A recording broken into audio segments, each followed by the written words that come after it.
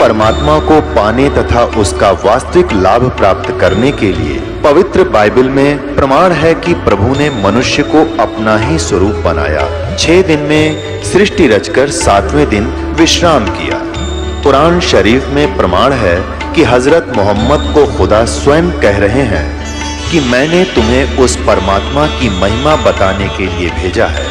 वो परमात्मा कबीर है जिसने 6 दिन में सृष्टि रची तथा 7वें दिन तख्त पर जा विराजा। उसकी खबर किसी बाखबर से पूछकर तो देखो। कृपया अवश्य सुनिए जगत गुरु तत्वदर्शी संत रामपाल जी महाराज के अमृत वचन।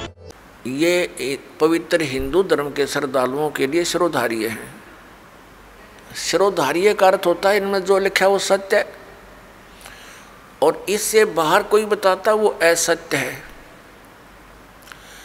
असत्य डुप्लीकेट और सत्य ओरिजिनल। तो ओरिजिनल वस्तु से लाभ होगा, डुप्लीकेट से नहीं होगा। श्रीमद् भगवद गीता अध्याय नंबर 16 के श्लोक 23-24 में स्पष्ट किया है कि अर्जुन, शास्त्र विधि को त्याग कर जो मनमाना आचरण करते हैं उनको न तो कोई सुख प्राप्त होता है, न उनकी गति होती है, और न ही कोई सिद्धि को प्राप्त होते हैं, अर्थात यूजलेस। तो फिर फायदा क्या उस भक्ति के करने का। तो गीता अध्याय नंबर 16 के श्लोक नंबर 24 में तुरंत कहा है कि इससे तेरे लिए अर्जुन कर्तव्य और अकर्तव्य की व्यवस्था में, यानी कौन सी भक्ति करनी चाहिए और कौन सी ना करनी चाहिए, सदग्रंथ ही प्रमाण है, उनको आधार मानना। सदग्रंथों के विपरीत कोई ज्ञान देता है उसको स्वीकार मत करना, वो गुरु ठीक नहीं। भावार्थ ये है इस पवित्र सदग्रंथ के इस श्लोकों का। तो पुण्यात्माओं, ऐसे तो आपको भी कोई कह सकता है कि आपके गुरु जी का ज्ञान ठीक नहीं, तो उसे प्रमाण लीजिए और फिर अपने प्रमाण दीजिए, और फिर भी आपको कोई भिन्नता लगे तो बेशक किसी को स्वीकार कर लीजिए। लेकिन दास ये दावे के साथ कहता है कि इस विश्व के अंदर इस दास के अतिरिक्त न तो तत्व ज्ञान है और न ही भक्ति का कोई मंत्र समाधान है। सबके पास यूजलेस मंत्र है, मोक्षदायक नहीं है, वो सब झूठे और गलत मंत्र हैं, शास्त्र विरुद्ध ज्ञान है। ये ढोल के डंके पर कहता है। और ऐसा है तो प्रमाण दे कोई हमारे सामने आए। हमने अध्यात्म ज्ञान चर्चा का एक प्रोग्राम चलाया, उसमें सामने आए और अपना पक्ष प्रस्तुत करे।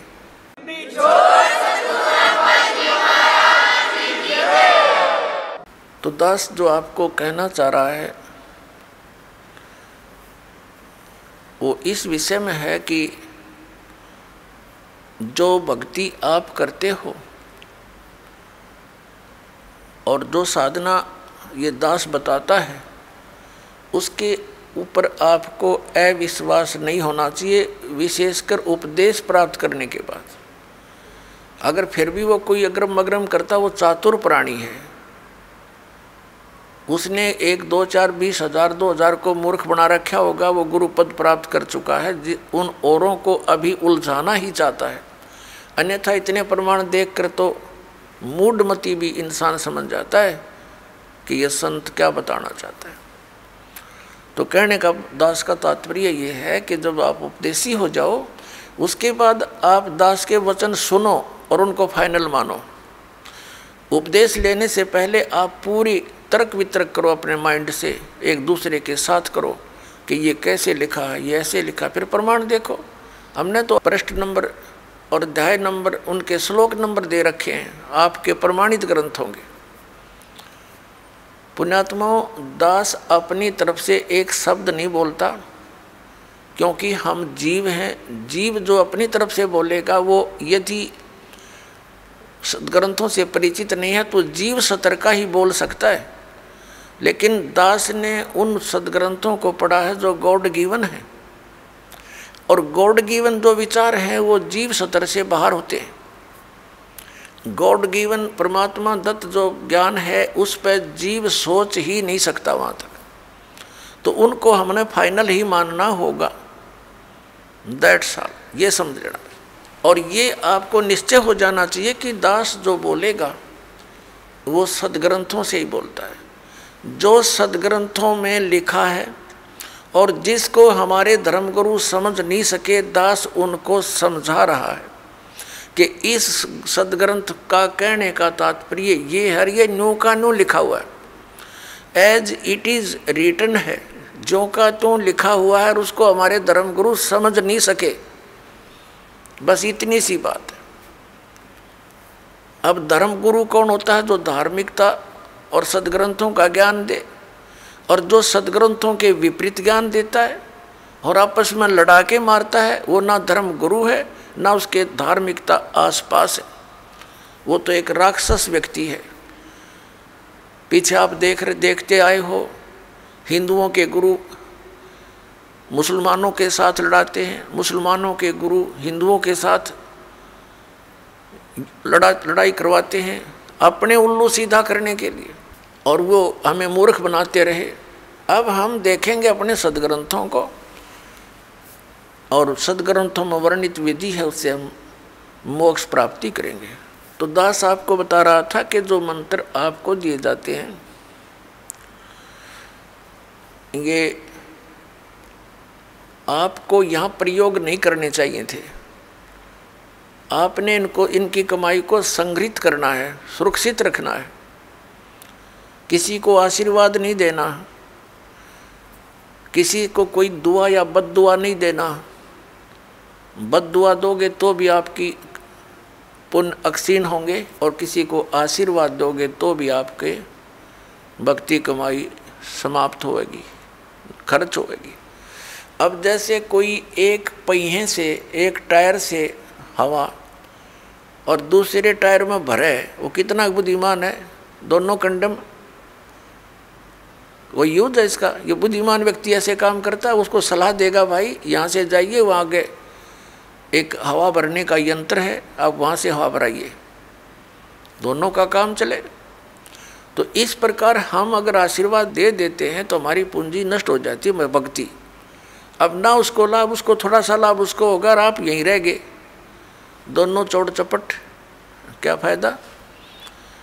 तो इस प्रकार हमने अपने बच्चों को, भाई बहन, माता पिता, सबको, संबंधित जितने मित्र हैं, या वैसे भी कोई, एक सद्भावना पूर्वक सबसे प्रार्थना करनी चाहिए कि आप भी दीक्षा लो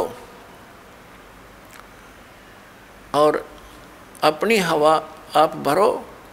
जैसे एक पंप दे दिया जाता है साइकिल में हवा भरने का, तो सब ले लो पंप और अपनी भरो हवा, जब जरूरत पड़े फुल करो और चलो गाड़ी पर, सवारी पर। तो कहने का भाव ये है कि इसी प्रकार ये गुरुदेव जी से दीक्षा लेकर के आप स्वयं अपनी भक्ति मंत्र के जाप साधना के द्वारा अपने टायर में हवा स्वयं भरो और फिर चलो।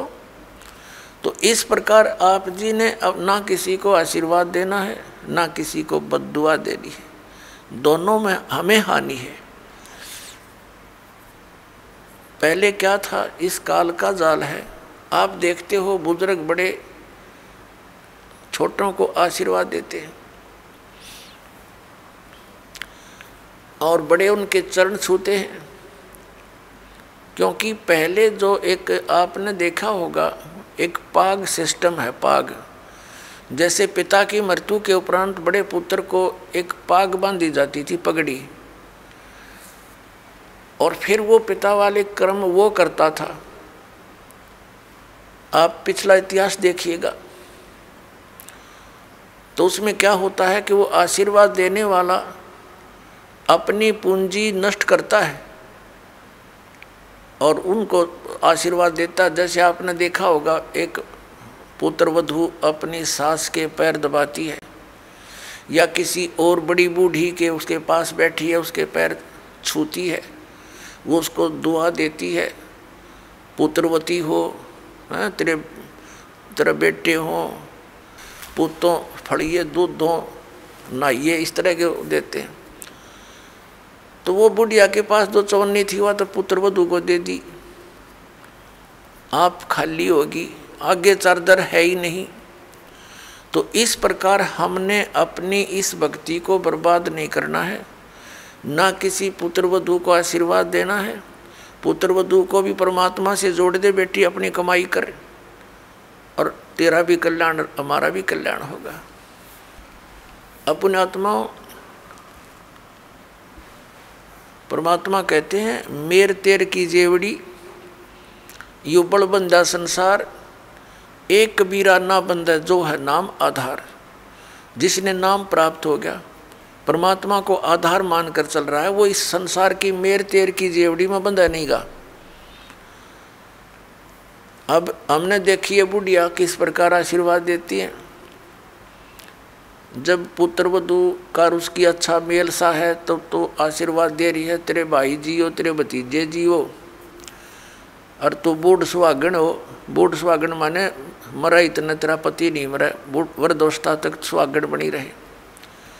और अगले दिन उसकी होगी अनपन, बुढ़िया दे रही है गाल उसने, तेरे भाई मरियो, तेरे भतीजे मरियो, तो रांड होइयो। बताओ, वो दूना टोटा कर लिया उसने।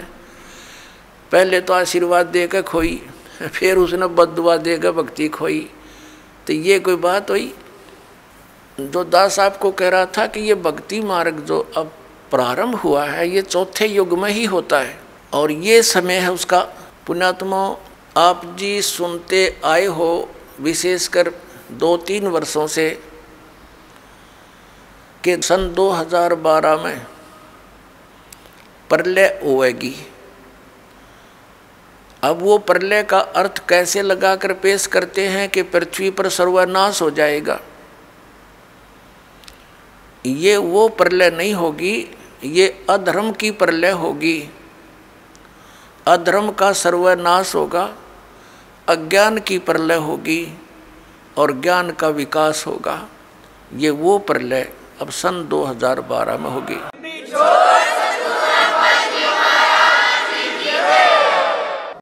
श्रीमद् भगवत गीता अध्याय नंबर 4 के श्लोक नंबर 7 में कहा है, यदा यदा ही धर्मस्य ग्लानि भवति भारत।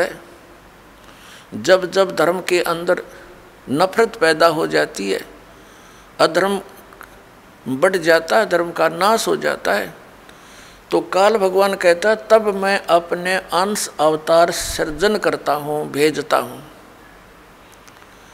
अपने आत्माओं, आप जी को दास बार बार बताता है, हम काल के लोक में रह रहे हैं, सरपुरुष के लोक में। और गीता जी का ज्ञान ये काल भगवान यानी ब्रह्म श्री कृष्ण जी में प्रवेश करके बोल रहा है। ये कहता है कि जब अधर्म बढ़ जाता है और धर्म की हानि होने लगती है तो मैं अपने अंश अवतार भेजता हूँ, जैसे श्री राम श्री कृष्ण रूप में, श्री परशुराम रूप में, और वो अधर्म का नाश करते हैं। और दूसरे परमात्मा कौन है? जो हमारे लिंक में हैं, जिनसे हम संबंधित हैं। यहाँ तो हम इसलिए इससे संबंधित हैं क्योंकि हम इस काल के ब्रह्म के लोक में रह रहे हैं, और हमारा मूल मालिक परम अक्षर ब्रह्म है, वह हमने जाना, उसके लिए हम प्रयत्न करें। तो ये काल के जो अवतार होते हैं, ब्रह्म के अवतार कैसे अधर्म का नाश करते हैं? जैसे महाभारत करवाया किसने? श्री कृष्ण जी में प्रवेश करके इस काल भगवान ने। श्री कृष्ण युद्ध नहीं करवाना चाह रहे थे, वो तो 3 बार शांति दूत बनकर गए थे, और उन्होंने यहाँ तक प्रतिज्ञा कर ली थी कि मैं युद्ध भी नहीं करूँगा, हथियार नहीं उठाऊँगा। तो ये काल है, ये कराता है। तो उस समय कहते हैं अधर्म बढ़ गया था, और उस अधर्म का नाश उसने कैसे करवाया? महाभारत का युद्ध करवा के। उसमें धर्मी भी मर गए, अधर्मी भी मर गए। और फिर एक और समस्या पैदा होगी रोजी और रोटी की, बहनें विधवा होगी, बच्चे अनाथ हो गए। वो अधर्म कहाँ बढ़ा? वो तो अशांति और फैलगी, और उन बहन बेटी जो विधवा होगी थी उनके साथ अन्य लोगों ने बदतमीजियाँ की, उनकी इज्जत के दुश्मन बन गए। ये खाक अधर्म का नाश किया उन्होंने। अब जैसे परशुराम जी ने अक्षत्रियों को मार डाला क्योंकि वो सब निर्दयी, अत्याचारी, अन्यायी हो गए थे, और यही स्थिति पुण्यात्माओं अधिकतर अब हो चुकी है। राजनेता अपने स्वार्थवशी कार्य करते हैं, अधिकतर ये अधिकारीगण भी अपने स्वार्थवश कार्य करते हैं, वो न्याय और धर्म को नहीं देखते।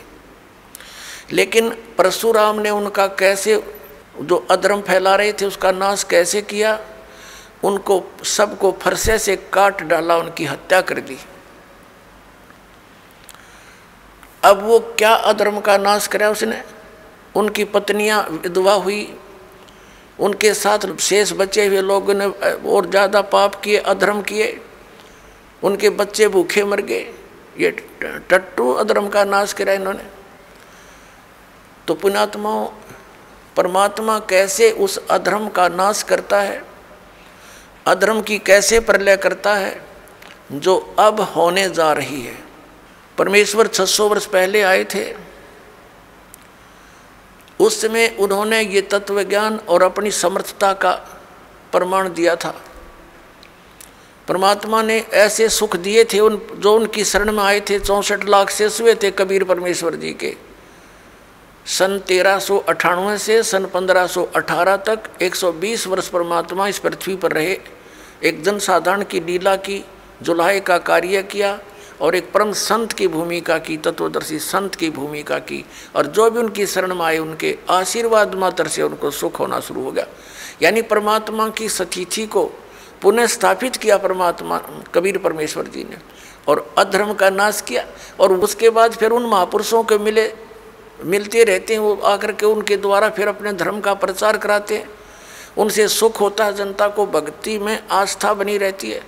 तो अभी ये 50-60 वर्ष पहले तक पुण्यात्माओं, आप पिछला इतिहास देखो, कितना शांति से रहते थे लोग, दुखी को दुखी देखकर दुखी होते थे, उसकी मदद करते थे। एक घर में कोई अभाव होता किसी वस्तु का तो गांव इकट्ठा हो जाता था और भाई उसकी मदद करो, कोई किसी कारण से कोई उसके ऊपर आपत्ति आई है तो। और अब खुश होते हैं किसी का हानि होती है तो कितना अब बिजली गिर गई। और उन महापुरुषों के द्वारा स्थापित किया हुआ धर्म अभी तक चल रहा था, अब फिर दया करी है दाता ने। ये आप देख रहे हो, क्योंकि दास के जीवन में ये 61वां वर्ष चल रहा है, इससे पहले का भी समय देखा और वर्तमान का समय भी दास देख रहा है। दिन और रात की बिजली गिर गई है, इतना अंतर हो गया।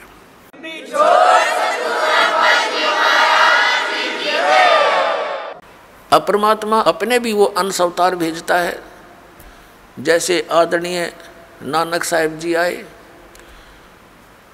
पूरे पंजाब क्षेत्र में धार्मिकता को कूट कूट कर भर दिया। लेकिन 10वें श्री गुरु जी जो थे इनके, गुरु गोविंद सिंह जी, उसके बाद कोई संत गुरु ना रहा, केवल गुरु ग्रंथ साहिब को उन्होंने गुरु मानना प्रारंभ कर दिया। अपनी अपनी डफली अपना अपना राग शुरू हो गया, शराब पीने लगे, मांस खाने लगे। अपने आत्माओं, जैसे गुरु ग्रंथ साहिब क्या है, ये तो एक विधान है भगवान का, और उस विधान को मेंटेन करने के लिए राजा की आवश्यकता होती है, संत की। तो जैसे हमारा विधान बना के छोड़ दिया और कोई प्रधानमंत्री राष्ट्रपति कोई बने नहीं, और यूँ कहें जाके इस विधान को ही राष्ट्रपति मान लो, तो सब आप अपनी डफली बजाओगे, वो तो सारा बात बिगड़ जाएगी। तो उस विधान में जो भी नियम है उनका पालन करवाने वाले संत की आवश्यकता अवश्य पड़ेगी, और तब ये धार्मिकता बनी रहेगी। ये दास का एक संत होने के नाते एक सलाह है और सच्चाई है। तो अब ये कितना अंतर हो गया उसी पवित्र धर्म में। मुसलमान धर्म चला उस समय भी, उसमें कोई ऐसा मांस और शराब का और तम्बाकू का बिल्कुल समावेश नहीं था, और अब इसमें भी ऐसे ही बहुत बुराई करगी, मांस खाते हैं और तम्बाकू पीना, ये तो आम बात हो गई है। तो पुण्यात्माओं, अब ये अधर्म का नाश होगा, नास्तिकता का अंत होगा, और सब लोग धर्म की तरफ चलेंगे, क्योंकि अधर्म करके सब थक चुके हैं। शराब मांस तम्बाकू पी कर थक चुके हैं, लेकिन इनको कोई विकल्प नहीं दिखता, क्योंकि समाज के अंदर ये बुराई घनी कर करगी, और कदम कदम पर आगे साथी मिले हैं पीने और खाने वाले। तो अब ये दास जो ट्राई कर रहा है, कोशिश कर रहा है कि सबद समाज बनाए, और समाज ही बच्चे जो पुण्यात्मा हैं वही अधिक मात्रा में हो जाएंगे, बीड़ी शराब मांस तम्बाकू से दूर और सतभक्ति करने वाले। तो धीरे धीरे उन बुराई को हटाएंगे, अन्य को भी दूर करेंगे, वो भी देखम देखा फिर अच्छाई पर लगेंगे। जैसे देखम देखा ये बुराई सब में घर कर गई है। अब प्रसंग जो चल रहा है पुण्यात्माओं कि अब ये जो समय है ये इन 4 युगों की करीब है, सतयुग त्रेता द्वापर की और इस कलयुग की। अब ये प्राइम टाइम है भक्ति का, मोक्ष कराने का। सतयुग त्रेता द्वापर में प्राणी वैसे ही बहुत सुखी थे, अच्छी आत्माओं का जन्म होता है, तो वो जो भी भक्ति शास्त्र विरुद्ध भी कर रहे होते हैं तो भी उनको सुख होता है।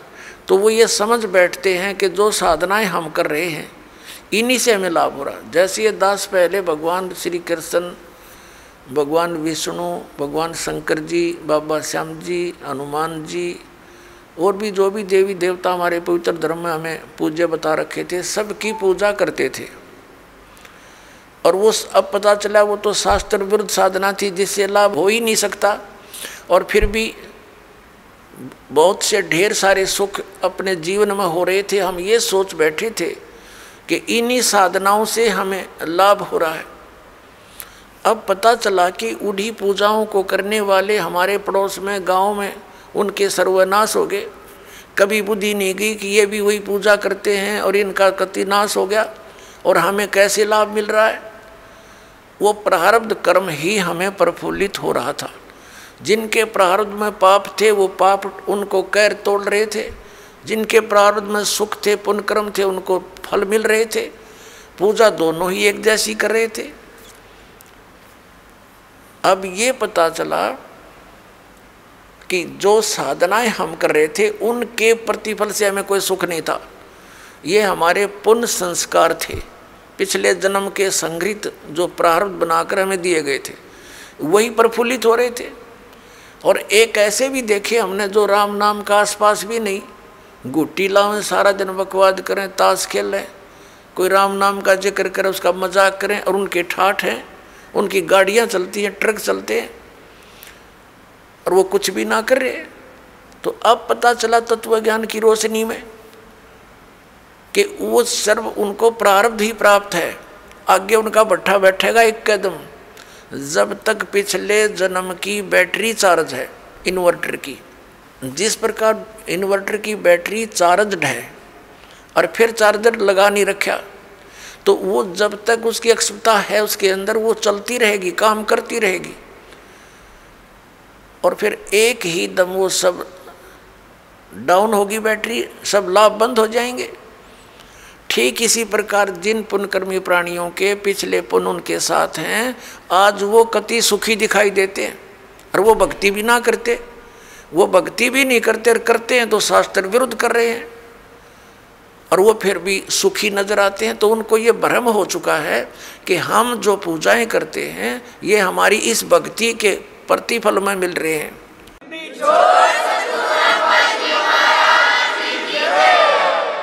तो ये उनकी भूल है।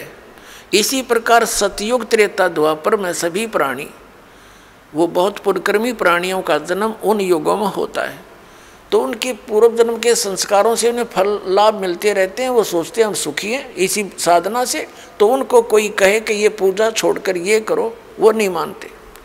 दूसरा कारण उस समय क्या रहा कि उस समय शिक्षा नहीं थी। शिक्षा के अधिकारी केवल एक ब्राह्मण वर्ण के व्यक्ति होते थे, वही पढ़ते थे, वही अपने बच्चों को शिक्षा देते थे आध्यात्मिक ज्ञान की। संस्कृत के पढ़ने का किसी को अलाउड नहीं करते थे। वैसे पाठशालाओं में पढ़ा जरूर जाता था, लेकिन अध्यात्म मार्ग का ज्ञान उनको नहीं दिया जाता था, ना उनको अधिकार होता था सदग्रंथों को पढ़ने का।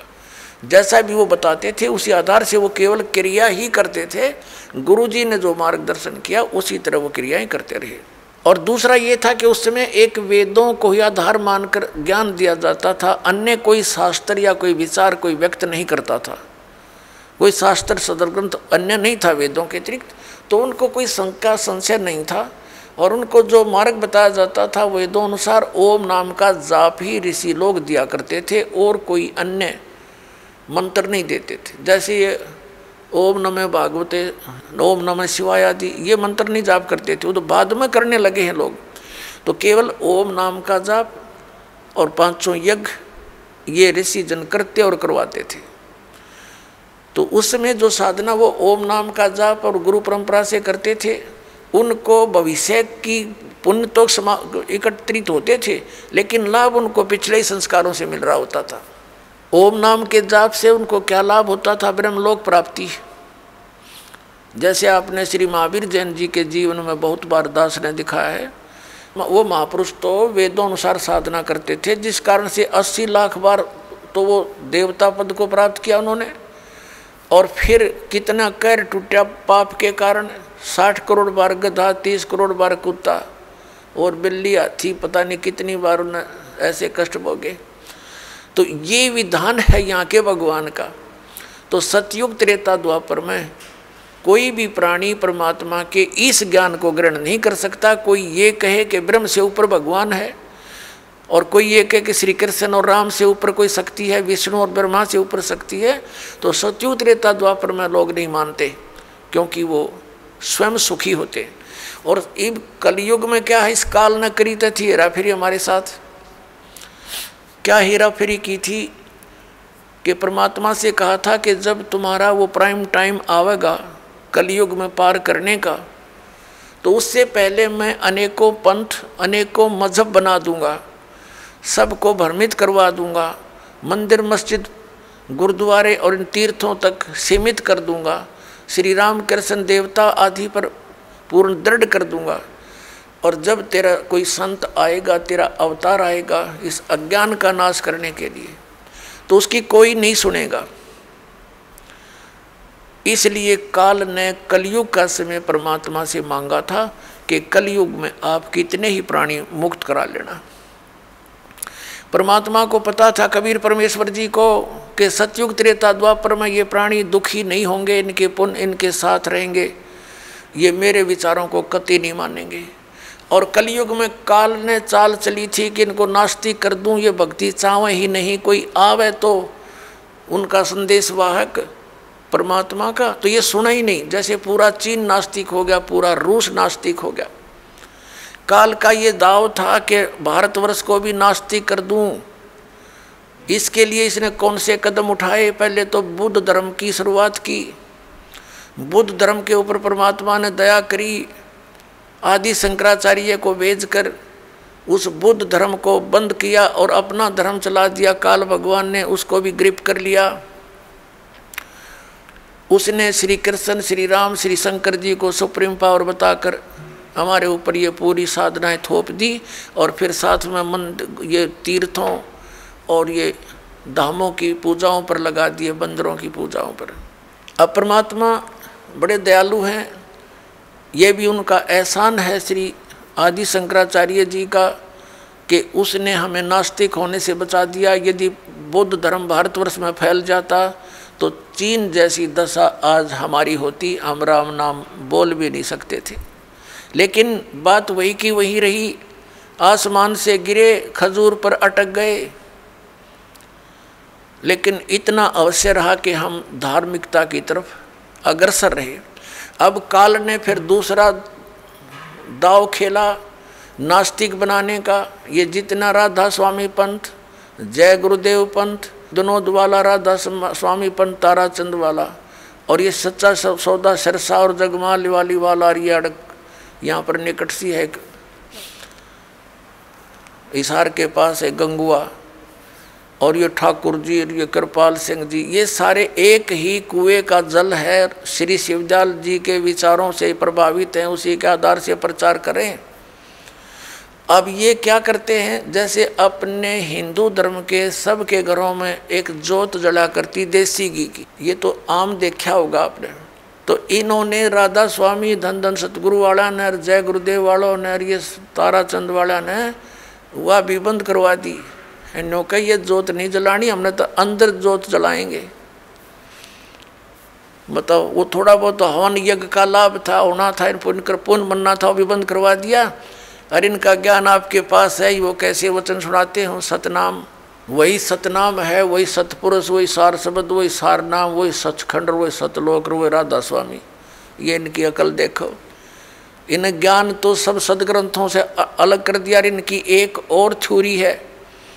इनके महापुरुष कहते रहे हैं कि हमने वेदों और गीता को पढ़ने की आवश्यकता नहीं, हमारा ज्ञान तो इनसे आगे का है। जो थोड़ा बहुत गीता जी को नित्य पाठ करके ज्ञान यज्ञ का लाभ मिलना था, वो बंद करवा दिया। इन ग्रंथों से नफरत करवा दी। तो ये पक्के काल के दूत थे। अब कुछ वर्षों के अंदर आप देख लेना, अगर ये नहीं इस मार्ग पर लगे तो सब नास्तिक हो जाएंगे, चीन जैसी स्थिति हो जाएगी इन लोगों की।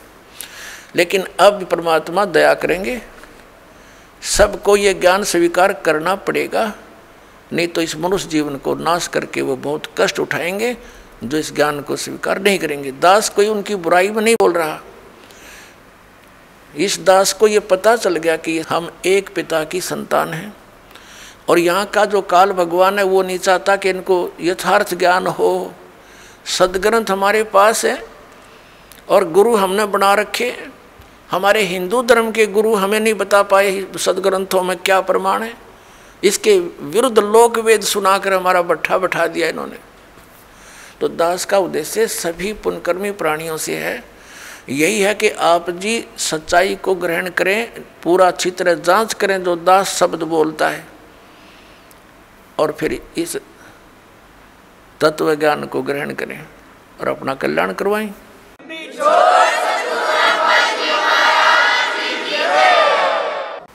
तो पुण्यात्माओं, प्रसंग चल रहा है कि ये वो समय है, अब इस अधर्म का नाश होगा और धर्म का विकास होगा।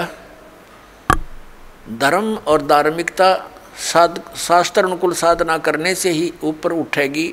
अभी तक हम शास्त्र विधि को त्याग कर मनमाना आचरण कर रहे थे, जिस कारण से हमें भगवान से मिलने वाला लाभ नहीं प्राप्त हुआ, और हम भगवान को भूलकर फिर हम स्वयं अपना लाभ प्राप्त करने के तरीके खोज लिए। जैसे किसी को टेंशन होगी तो वो गुट्टी लगाने लग गया, शराब पीने लग गया, टेंशन ख़त्म करने के लिए। जो निर्धन है वो पहले संतों के पास जाते थे, परमात्मा की विधि प्राप्त करते थे, संकट निवारण के लिए भी संतों के पास जाते थे। तो उनको जो साधना बताते थे, जो सही संत होते थे, तो उनको उनसे राहत मिलती थी। तो फिर वो व्यक्ति परमात्मा पर दृढ़ रहते थे। अब हम क्या करते हैं, संतों के पास जाते हैं, वो हमें साधना विधि बताते हैं, उनके द्वारा बताई साधना विधि को हम खूब तसल्ली से करते हैं, लेकिन राहत कुछ मिलती नहीं। तो हम दूसरे के पास जाते हैं, वहाँ से भी इसी प्रकार उनके द्वारा बताई साधना को हम करते हैं, फिर कोई लाभ नहीं होता। तो लास्ट में फिर हम क्या सोचते हैं, स्वयं ही धनी बनना चाहते हैं। टेंशन बुलाने के लिए तो गुटी लाने लग गए, दूना पाप कर लिया इकट्ठा, और फिर धनी बनने के लिए रिश्वत, मिलावट, चोरी, ठगी, ये बकवाद शुरू कर दी। तो ये दूने पाप के भागी बनेंगे हम, उनसे लाभ तो होना ही नहीं। जैसे मान लीजिए किसी व्यक्ति ने 2 नंबर का काम करके, मिलावट करके, या 2 की वस्तु को 20-50 में बेचकर पैसा इकट्ठा भी कर लिया, तो फिर उसके साथ क्या बनेगी? या तो कोई बालक बीमार हो जाएगा, या कोई स्वयं को ऐसा रोग लग जाएगा, वो सारा पैसा भी जाएगा, और वो उस पैसे को 2 नंबर से इकट्ठे करने का जो पाप था वह उसके लिए शेष रह जाएगा। एक व्यक्ति ने बताया कि जी मैं बहुत नालायक व्यक्ति था, ऐसे मेरी कोई दुकान थी, बहुत पुराने समय की बात है, जब ये टेप रिकॉर्डर चले ही चले थे। वो कह रहा था उसका रिफल जो था इस कैसेट का, एक ऑडियो कैसेट चाली थी, टेप में चला करती, वो लिया करता मैं तोल के बावत है, और मुझे टोटल वो सारा कुछ 2 रुपये में पड़ता था। उस पर सोनी की स्टैम्प लगी हुई होती थी, और उसको मैं 32-30 रुपये में बेचता था, और वो तो टूट जाती थी 10-5 दिन में। फिर मैं उनको धमका देता था, मैं क्या करूं, तुम्हारा इंस्ट्रूमेंट खराब होगा। अब उस टाइम तो मुझे खूब पैसा आता नजर आ रहा था, मैं ठाठम ठाठ समझ रहा था। फिर मेरा इकलौता पुत्र रोगी हो गया, और उसके पहले तो लोकल डॉक्टरों को दिखाया, उनसे इलाज नहीं हुआ। किसी ने बताया कि वहाँ संत के पास जाओ, वहाँ जाओ, झाड़ा लगवाओ।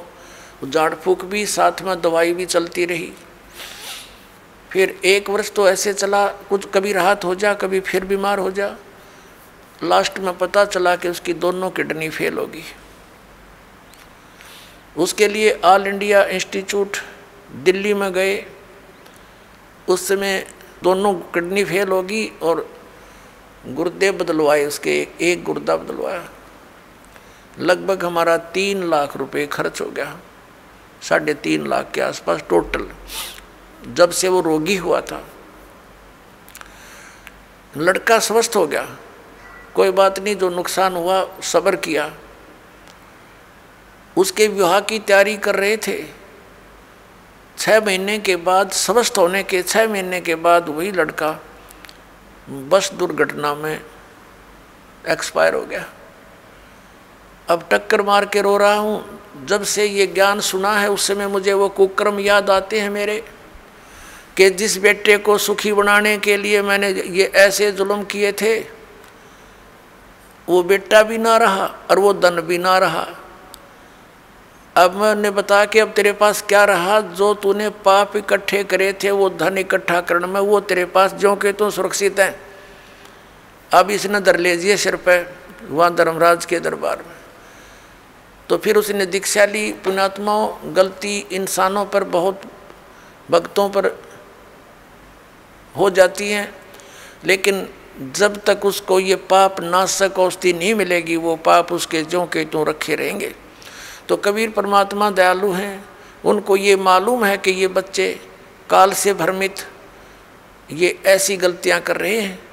वो दयालु हैं। जैसे पुण्यात्माओं, जब तक आपको ये ज्ञान नहीं होता और आपने जो भी गलती कर दी वो अक्षम्य है, माफ़ करने योग्य है, और अब ज्ञान होने के बाद बकवाद करोगे तो फिर आपको अक्षमा नहीं होगी। जैसे बच्चा अबोध होता है, छोटा सा बालक होता है, पालने में झूल रहा है, और उसने टट्टी पेशाब दोनों कर दिए और सब कपड़े भी खराब कर लिए, हाथ पैर भी ऐसे खराब कर लिए। माता आती है, वो देखती है कि इसने सारा कुछ बिगाड़ दिया काम, लेकिन वो उसे अक्षुब्ध नहीं होती, नाराज नहीं होती। उसको मालूम है कि इसको पता नहीं। उसको नवावेगी, धोएगी कपड़े, स्वच्छ कपड़े पहनावेगी, प्यार करेगी, फिर दूध पिलावेगी और फिर सुलावेगी। और जब वो बच्चा बड़ा हो जा और वो कितने कपड़ा में बैठ कर टट्टी कर दे, उसका दो धरेगी दड़ाक और बाहर पटकेगी, हन्नू कहेगी ला दो गई ना अपने आप। तो ऐसे पुण्यात्माओं, जब तक हम अबोध हैं, हमें ये ज्ञान प्राप्त नहीं हुआ, तब तक तो हम ऐसे थे, गलती करके हम अपने पापों से सने पड़े हैं। तो ये परमात्मा कबीर जी दयालु हैं, ये अपने बच्चों को धोएंगे। इन पाप नाशक दवाई है मालिक के पास, इनके पास एक मंत्र है जो दास आपको देगा, आपके सभी पापों का नाश कर देंगे, आपके प्रारब्ध के पापों का भी नाश करेंगे, आपके संचित पापों का भी नाश इस मंत्र से होगा। जैसे फसल में पहले खरपतवार हो जाता था तो उसका कोई विकल्प नहीं था, कुछ एक तो कसोले कस्सी से उसको थोड़ा बहुत खुरच देते थे, वो फिर भी हो जाता था। जब फसल बड़ी हो जाती थी तो उसका कोई विकल्प नहीं था, वो साथ ही पला करता था फसल के। अब एक ऐसी मेडिसिन खोज होगी है कि उसको फसल में डाल दिया जाता है तो खरपतवार का नाश कर देती है, फसल को हानि नहीं करती। इसी प्रकार ये मटेरियल यानी ये केमिकल और ये साल्ट पहले विद्यमान थे लेकिन खोज नहीं थी। इसी प्रकार ये मंत्र परमात्मा ने पहले ही हमारे सदग्रंथों में विद्यमान कर रखे थे, ये हाथ नहीं लगे थे। अब इसकी खोज होगी, इस दास के पास उपलब्ध है, और इसे सब पाप नाश हो जाएंगे और आपके पुण्य शेष रह जाएंगे।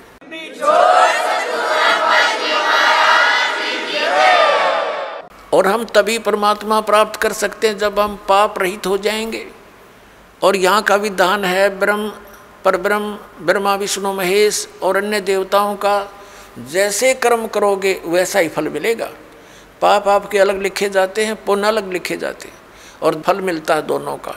पुण्यों के लिए स्वर्ग, महास्वर्ग, फिर यहाँ के छोटी मोटी सुविधा, राजा या अच्छी कोई पोस्ट, और नरक ये भी पैरेलल मिलेगा। कुत्ते गधे सूअर की योनि ये भी अवश्य भोगनी पड़ेंगी। लेकिन कबीर परमेश्वर की शरण में आने के बाद आपको अब ये पापों का दंड नहीं भोगना पड़ेगा।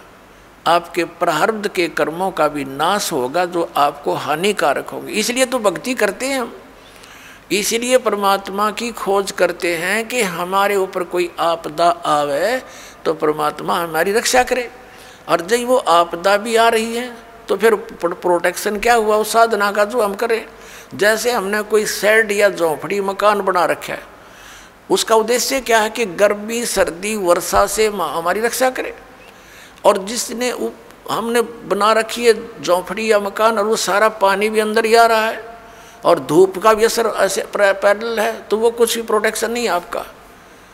आप कितने नशे में पड़े हो और सोच रहे हो महल में बैठे हूँ, तो सारी आपदाएं आप पर आ रही हैं, तो साधनाएं आपकी वो सत्य नहीं है, शास्त्र अनुकूल नहीं है, इसलिए आपको कोई लाभ प्राप्त नहीं हो रहा है। तो उसकी प्राप्ति के लिए आपने परम संत की खोज करनी पड़ेगी।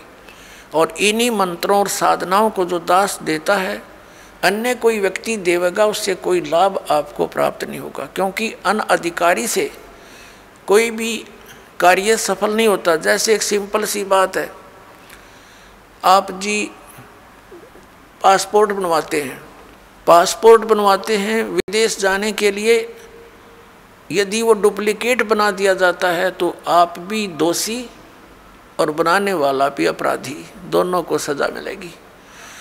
इसी प्रकार हमने जाना सतलोक, और ये पासपोर्ट बनाने का आदेश केवल इस दास के अतिरिक्त इस ब्रह्मांड में नहीं है, ये सत्कर मान लेना।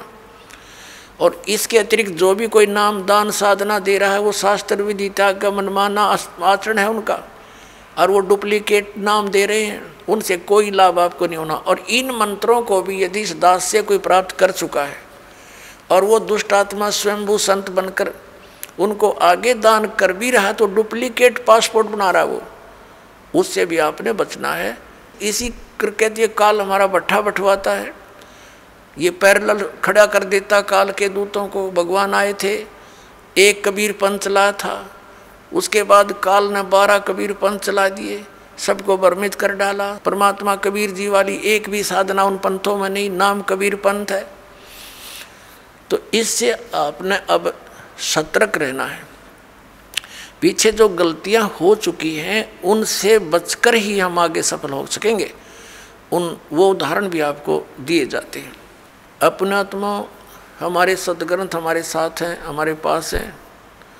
जैसे प्रसंग चल रहा था कि जो मंत्र आपको दिए जाते हैं ये यथार्थ जाप साधना है, सदग्रंथों में वर्णित है। और जो आपको दास साधना विधि और ज्ञान बताता है वो सूक्ष्म वेद से बताता है। तत्व ज्ञान रूपी 5वां वेद जो है, जो सच्चिदानंद घन ब्रह्म की वाणी में वर्णित है, उसके आधार से आपको ज्ञान देता है। तो उसके अंदर कंप्लीट ट्रीटमेंट है, यो पूरा कोर्स है। जैसे आप जी ने पवित्र हिंदू धर्म के धर्मी पुरुषों ने, भक्तों ने, बहनों ने पुराणों को खूब पढ़ा है, श्रीमद् भगवद गीता को भी पढ़ा है। श्रीमद् भगवद गीता में केवल एक मंत्र है, ओम, 8वें अध्याय के 13वें श्लोक में, वो ब्रह्म का मंत्र है। ओम इति एकाक्षरम ब्रह्म व्यवहारण माम अनुस्मरण ये प्रियाति तजन देहम स याति परमाम गतिम। उसका भावार्थ ये है कि गीता ज्ञान दाता ये ब्रह्म है, श्री कृष्ण जी में प्रवेश करके बोल रहा है। ये कह रहा है कि मुझ ब्रह्म का केवल एक ओम मंत्र है, नथिंग एल्स, ये एक अक्षर है। और इसका उच्चारण करके सिमरण करता हुआ जो शरीर त्याग कर जाता स याति परमाम गतिम, वो ओम से मिलने वाली जो परम गति उसको प्राप्त होता है। ओम से क्या होती है? ब्रह्मलोक प्राप्ति। ब्रह्मलोक में गए हुए प्राणी भी वापस आते हैं। 8वें अध्याय के 16वें श्लोक में गीता जी में ये भी स्पष्ट किया हुआ है। और गीता ज्ञानदाता स्वयं भी 2 अध्याय के 12वें श्लोक में, 4 अध्याय के 5 और 9 श्लोक में और 10वें अध्याय के दूसरे श्लोक में कहता अर्जुन तेरे और मेरे बहुत जन्म हो चुके, तू नहीं जानता मैं जानता। इसे सिद्ध है कि गीता ज्ञान दाता भी अविनाशी नहीं है, ये नाशवान है, तो इसके भगत भी नाशवान, जन्म मृत्यु समाप्त नहीं होगी। फिर गीता जी अध्याय नंबर 17 के श्लोक नंबर 23 में साधना का ज्ञान है, 3 मंत्र बताए हैं। ओम तत्सत इति निर्देश ब्रह्मण त्रिविधि समर्थ है, यानी सच्चिदानंद घन ब्रह्म उस परम अक्षर ब्रह्म की प्राप्ति के लिए ये 3 मंत्र की मजदूरी है, साधना है। अपने आत्मा और कोई मंत्र इसमें जाप नहीं। तीसरे अध्याय के 10 से लेकर 15 तक श्लोकों में गीता जी में यज्ञों की जानकारी दी है, विधि नहीं बताई है, यज्ञों का लाभ बताया है। तो ये सब सारा कुछ कंप्लीट जो कोर्स आपको दिया गया है, ये कहाँ लिखा है? ये सूक्ष्म वेद में लिखा है। पुराणों के अंदर आप जी पढ़ते हो, कहीं पर हरियम नाम है, कहीं पर किलम नाम लिखा है, कहीं पर श्रम लिखा है। ये कहीं कोई जाप करने का बताया, कहीं ने किसी ने कुछ बताया। तो परमात्मा ने आकर के सतयुग के प्रथम चरण में ब्रह्मा जी आदि कईयों को मिले थे, वो महापुरुषों को मिलते हैं, उनका गुण है, तो उनको ये कंप्लीट प्रथम मंत्र देने की बताने की चेष्टा की थी।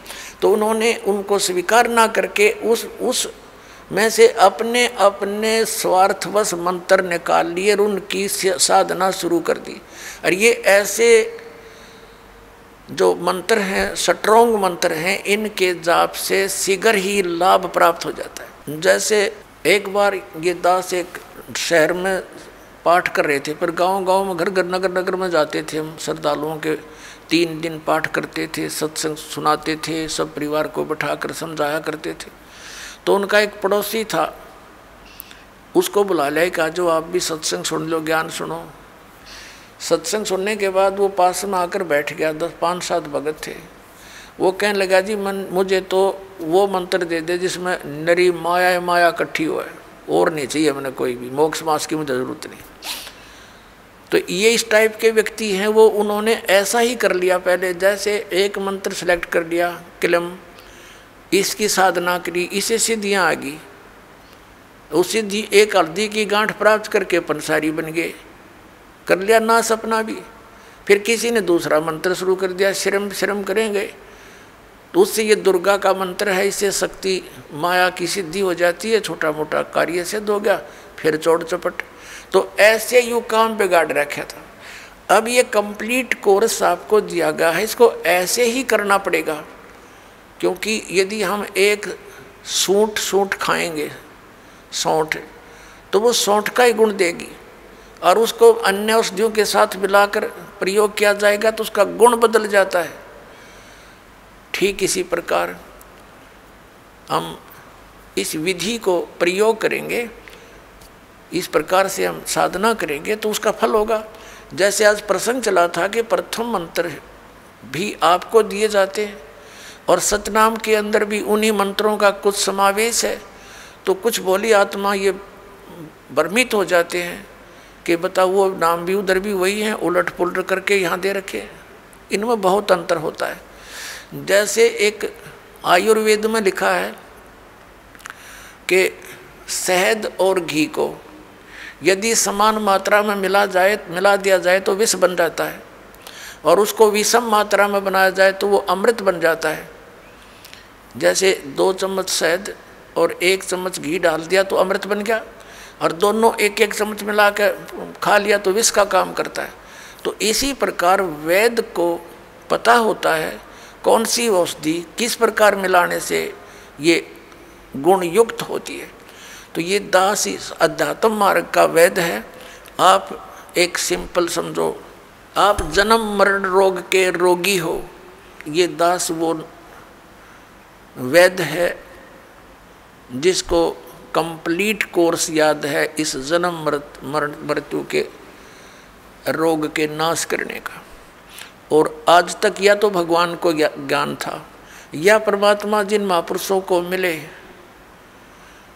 वो कौन कौन है, आदरणीय धर्मदास साहिब जी, आदरणीय नानक साहिब जी, आदरणीय मुल्कदास साहिब जी, आदरणीय दादू साहिब जी, आदरणीय गरीबदास साहिब जी, गांव छुड़ानी, जिला जज्जर, हरियाणा वाले। आदरणीय गीसा दास साहिब जी, गांव खेखड़ा, जिला मेरठ, उत्तर प्रदेश वाले। इन महापुरुषों की तो दास को जानकारी है कि इनको मालिक आकर मिले हैं, इनसे संपर्क साधा है और इनको वही ज्ञान दिया जो दास को दे रखा है। लेकिन इनको थोड़ा सा एक प्रार्थना की थी भगवान ने कि तुम इन मंत्रों का जाप कीजिए, लेकिन आगे जो सतनाम और सारनाम है ये भी सार्वजनिक नहीं करना। लेकिन वो महात्मा प्रथम मंत्र का जाप देते थे, लेकिन बीच बीच के 5 नाम ही देते थे, जो आपको 7 मंत्र अब बना कर दिए जाते हैं। इसलिए गुरु ग्रंथ साहिब में उन 5 मंत्रों का और 5 धुनात्मक शब्दों का जो जिक्र है वो इन्हीं कमलों के अंदर, सभी भगवानों के इनमें कमलों में ये धुन हो रही है। जैसे आप देखोगे राष्ट्रपति भवन में भी एक धुन चलती रहती है और गवर्नर भवन में भी एक धुन चलती रहती है, कंटिन्यू चलती रहती है। अब तो ऑटोमेटिकली इंस्ट्रूमेंट बन के, पहले विशेष ड्यूटी लगाई जाती थी नौकरों की, वो उनके वहाँ एक विशेष प्रकार की राष्ट्रीय धुन का हमेशा चालू रखते थे। तो इस प्रकार इन सभी भगवानों के इन कमलों स्थानों पर जहाँ जहाँ ये इनके लोक हैं वहाँ ये धुनें हो रही है और उनका फिर हम सुन रहा है इस टेलीविज़न में, हमारे शरीर में। जैसे कोई भी कार्यक्रम कहीं हो रहा है तो टेलीविज़न पर हम यहाँ देख रहे हैं, लेकिन वो टेलीविज़न में नहीं है, वहाँ तो हम देख रहे, सुन रहे हैं, वो वास्तव में कहीं और होता है। तो ऐसे ये मंत्र हैं। तो पुण्यात्माओं, जो दास आपको मंत्र देता है, जो ज्ञान देता है, ये बिल्कुल फाइनल समझ लेना।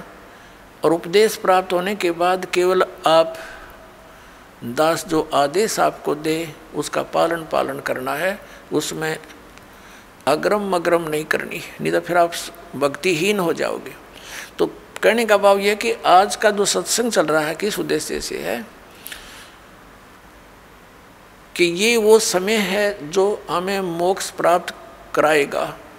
परमात्मा ने कहा था 600 वर्ष पहले जब मालिक कबीर परमेश्वर जी आए थे कि जब बिचली पीढ़ी आवेगी धर्मदास जी, कि तब तक तू इस मंत्रों को छुपा के रखना, इस मूल ज्ञान को भी डिक्लेयर मत करना तुम, नहीं तो इन काल के भेजे हुए दूतों के ये मंत्र और ये नाम ज्ञान सब हाथ लग गया तो वो भी यही प्रचार करते पाओ। जैसे राधा स्वामी पंथ है, डेरा सच्चा सौदा सरसार, ये जगमालवाड़ी, ये कृपाल सिंह ठाकुर सिंह, और ये ब्यास वाला डेरा जय गुरुदेव, और ये भिवानी वाला, दनौद वाला, जो ताराचंद वाला, ये सारे श्रद्धालु बेचारे चले तो थे भगवान पाने के लिए, लेकिन ये शिवजाल का फंस गए। उसने कख पता नहीं था, 5 नाम काल के जाप करे और करवाए और भूत बन गया। और काल प्रेरणा से भोली भाली श्रद्धालु सारे ब्लाइंड फेथ करके, क्योंकि श्रद्धालु का स्वाभाविक गुण होता है वो अपने गुरुदेव पर ब्लाइंड फेथ करता है, और इसी से सफलता मिलनी थी, लेकिन उसका दुरुपयोग हो गया। बबूल के पौधे को, किक्कर के पौधे को आम का पौधा जान कर बो लिया और उसकी सिंचाई कर रहे हैं। आइए अब हम उन श्रद्धालुओं के अनुभव जानते हैं जो जगत गुरु तत्वदर्शी संत रामपाल जी महाराज जी से दीक्षा प्राप्त कर चुके हैं तथा उनके द्वारा बताए गए भक्ति मार्ग पर चल रहे हैं। क्या नाम है जी आपका? प्रियंका शर्मा। कहाँ से आई जी आप? मैं तहसील राजपुरा, डिस्ट्रिक्ट पटियाला, पंजाब से आई हूँ। संत रामपाल जी महाराज से कब जुड़े आप? संत रामपाल जी महाराज से हम 2013 में जुड़े। संत रामपाल जी महाराज से नाम दीक्षा लेने से पहले आप क्या भक्ति करते थे? सर, मैं उत्तराखंड से बिलोंग करती हूँ, तो उत्तराखंड से बिलोंग होने के कारण वहाँ जिस प्रकार की भी परंपरागत साधनाएं होती हैं, देवी देवता पूजना और बलि चढ़ाना, ये साधनाएं करते थे। और इसके साथ मैं शिव जी को बहुत मानती थी, तो शिव जी की जैसे 12-13 साल की उम्र से मैंने व्रत रखने शुरू कर दिए थे और उनकी पूजा करना, शिवलिंग पर दूध जल चढ़ाना, इसके साथ साथ मैं हनुमान चालीसा का पाठ भी करती थी, गुरुद्वारे भी जाती थी, मतलब कि जो भी और साधनाएँ वो भी साथ करती थी, मगर शिव जी में मेरी बहुत आस्था थी। तो फिर आपने संत रामपाल जी महाराज से नाम दीक्षा क्यों ली? संत रामपाल जी महाराज से नाम दीक्षा हमने इसलिए ली क्योंकि उनका जो ज्ञान का आधार है वो शास्त्र हैं। वो सभी शास्त्रों से प्रमाणित ज्ञान बताते हैं कि वेद में ऐसा लिखा है, पुराण में ये लिखा है, जो आप साधना कर रहे हो वो कहीं है लिखा हुआ है, उनका कोई आधार है या नहीं। तो जो हमने ये ज्ञान देखा, ये समझा, इस कारण हमने संत रामपाल जी महाराज से नाम दीक्षा ली। क्या आपको लगता है कि जब हमने संत रामपाल जी महाराज के बहुत सारे श्रद्धालुओं से बात की, बहुत सारे लोगों का कहना था कि कोई कैंसर जैसी भयानक बीमारी से पीड़ित था, कोई नशे बहुत ज़्यादा करता था, किसी को आर्थिक परेशानियां थी, इस कारण से उन्होंने संत रामपाल जी महाराज से नाम दीक्षा ली। क्या आपको भी कोई परेशानी थी जिस कारण से आपने संत रामपाल जी महाराज से नाम दीक्षा ली? जी, हमें संत रामपाल जी महाराज से नाम दीक्षा लेने के बाद बहुत से लाभ हुए। सबसे बड़ा लाभ ये बताऊं कि मेरे पापा जो हैं वो जर्दे का बहुत ज़्यादा सेवन करते थे और भी बहुत सारी प्रॉब्लम थी हमारे घर में। हम शारीरिक रूप से भी और आर्थिक मानसिक रूप से हर तरीके से परेशान थे। परंतु जब संत रामपाल जी महाराज की शरण में आने के बाद मेरे पापा का जर्दा छूटा सबसे पहले, और उसके बाद मेरे जो भाई है, एक बार मेरे भाई के पैर पे सांप का जहर चढ़ गया था, तो ट्रीटमेंट कराने के बाद भी बिल्कुल ठीक नहीं हो रहा था, पैर का अंगूठा बिल्कुल गल गया था। तो हमने फिर संत रामपाल जी महाराज से अरदास लगाई। जिस दिन हमने अरदास लगाई उसी दिन से आराम आना शुरू हो गया, और एक हफ्ते में पैर ऐसा हो गया कि जैसे कुछ हुआ ही नहीं था। और भी शारीरिक लाभ हुए। और मेरे पापा का एक बार ट्रेन से आते टाइम मतलब एक्सीडेंट हो गया था, पटरी के साइड में जो खंभा होता है उससे मेरे पापा का सिर लग गया और एक हाथ पापा का छूट गया। तो फिर भी परमात्मा ने बचाव किया। फिर अंदर गए, फिर जब हम ट्रेन से उतरे हमने देखा पापा का पूरा मुंह पे सारे शरीर कपड़े खून से लथपथ थे। तो हमने सुबह 4-5 बजे का टाइम था, तो कहीं डॉक्टर की दुकान भी नहीं खुली हुई थी, तो हमने परमात्मा से प्रार्थना की, घर लाए, पापा का फेस वगैरह धोया। तो जब हमने फेस धो के, हमको ऐसा था भी बहुत ज़्यादा कहीं चोट लगी होगी, तो जब हमने फेस धो के देखा तो पापा के आइज़ के बिल्कुल ऊपर और बिल्कुल छोटी सी चोट लगी थी। हमको डॉक्टर के पास जाने की भी ज़रूरत नहीं पड़ी। परमात्मा ने हमको इतने लाभ दिए। और लाभ ये हुए कि मेरे पापा के पेट में पत्थरी थी, तो परमात्मा से संत रामपाल जी महाराज से अरदास लगाने के बाद वो भी ठीक हुई। और नाम लेने के अगले मंथ हम दिल्ली मैरिज पे गए हुए थे, तो वापस आते टाइम ऑटो में बैठे हुए थे, मैं थी, मेरी मम्मी थी और रिश्तेदार थे। तो हमारे एक्सीडेंट हुआ, हमारा ऑटो बीच रास्ते में पलट गया। तो फिर आसपास के लोगों ने ऑटो सीधा किया, हमको बाहर निकाला, तो उसमें मेरी मम्मी और मैं बिल्कुल सुरक्षित बच गए। बाकी जो रिश्तेदार थे, किसी के हाथ टूटा, किसी के पैर का नाखून तक निकल गया था, किसी के जो ऑटो में मीटर लगा तो उसकी पत्ती यहाँ हाथ में घुस गई थी। तो इतना बुरा हाल हो गया था, मगर मैं और मेरी मम्मी बिल्कुल सुरक्षित बच गए। तो इस बात का मुझे इतना दृढ़ विश्वास हुआ कि सही में आज हम जो भक्ति हमने ली है वो सही में सही है, जिस कारण से आज हमारी रक्षा हुई है। और जो रिश्तेदार थे उन्होंने भी इस बात को स्वीकारा भी, हाँ आप जिनकी शरण में हो उनके पास पावर है, जिस कारण से, नहीं तो और भी थे, सभी के चोटें लगी, सिर्फ मैं और मेरी मम्मी बिल्कुल सुरक्षित बच गए। आप भगत समाज को क्या संदेश देना चाहते हैं? भगत समाज से मैं हाथ जोड़कर प्रार्थना करना चाहती हूँ कि आप संत रामपाल जी महाराज को ज्ञान को समझिए।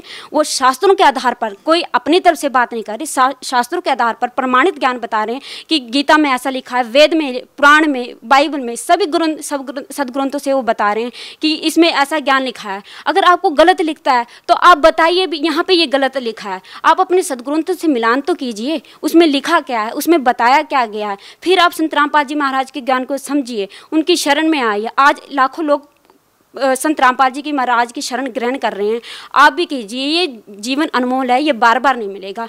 ये कबीर साहब कहते हैं कि मानव जन्म अनमोल है, ये मिले ना मिले बारंबार, और तरवर से पत्ता टूट के रे बहु न लगता डार। तो इस अनमोल जीवन को अपने हित में समझते हुए आप संत रामपाल जी महाराज की शरण में आए, अपना कल्याण करें। जी धन्यवाद। सत साई।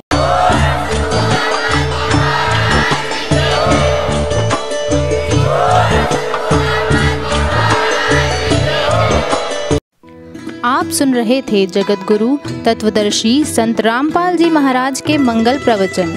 अधिक जानकारी के लिए संपर्क करें।